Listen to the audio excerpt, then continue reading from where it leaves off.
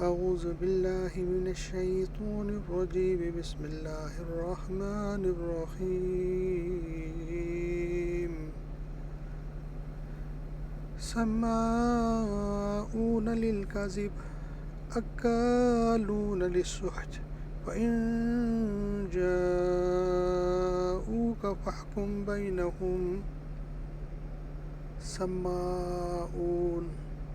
سننے والے یعنی جاسوسی کرنے والے، للکذب جھوٹ کے لیے، اکالون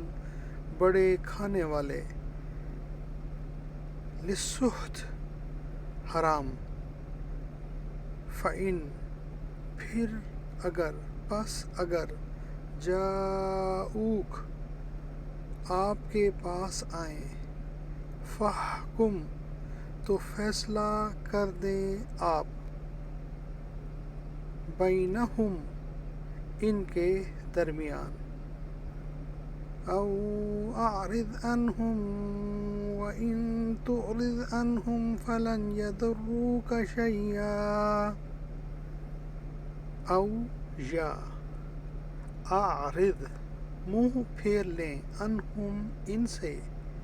وان اور اگر، تعرض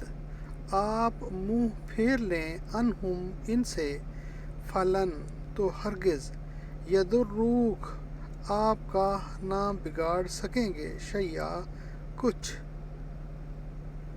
وَإِنْ حَكَمْتَ فَاحْكُمْ بَيْنَهُمْ بِالْقِسْطِ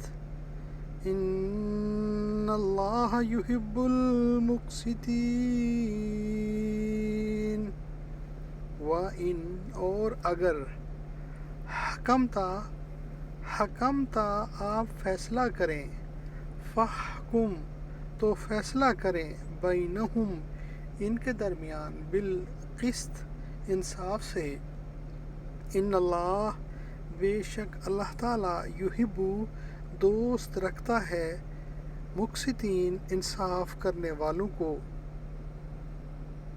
یہ کان لگا کر جھوٹی باتیں سننے والے، جی بھر بھر کر حرام کھانے والے ہیں، چنانچہ اگر یہ تمہارے پاس آئیں تو چاہیے کہ ان کے درمیان فیصلہ کر دو،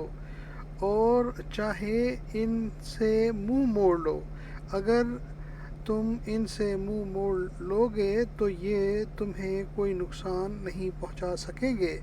اور اگر فیصلہ کرنا ہو تو انصاف سے فیصلہ کرو، یقیناً اللہ تعالیٰ انصاف کرنے والوں سے محبت کرتا ہے۔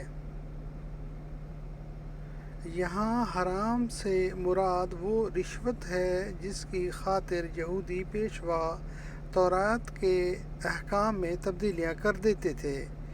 جو یہودی فیصلہ کرانے آئے تھے ان سے جنگ بندی کا معاہدہ تو تھا، مگر وہ باقاعدہ اسلامی حکومت کے شہری نہیں تھے، اس لیے آپ کو یہ اختیار دیا گیا کہ چاہیں تو ان کا فیصلہ کر دیں اور چاہیں تو انکار فرما دیں، ورنہ جو غیر مسلم اسلامی حکومت کے باقاعدہ شہری بن جائیں، ملک کے عام قوانین میں ان کا فیصلہ بھی اسلامی شریعت کے مطابق ہی کرنا ضروری ہے، جیسا کہ آگے آ رہا ہے۔ البتہ ان کے خاص مذہبی قوانین جو نکاح، طلاق اور وراثت وغیرہ سے متعلق ہیں، ان میں انہی کے مذہب کے مطابق فیصلہ انہی کے ججوں کے ذریعے کروایا جاتا ہے۔ صدق اللہ العظیم۔ اللہم صلی وسلم علی نبینا محمد وآل محمد، رب ارحمہما کما ربیانی صغیرا، ربنا ھب لنا من ازواجنا وذریاتنا قرۃ اعین واجعلنا للمتقین اماما، آمین یا رب العالمین۔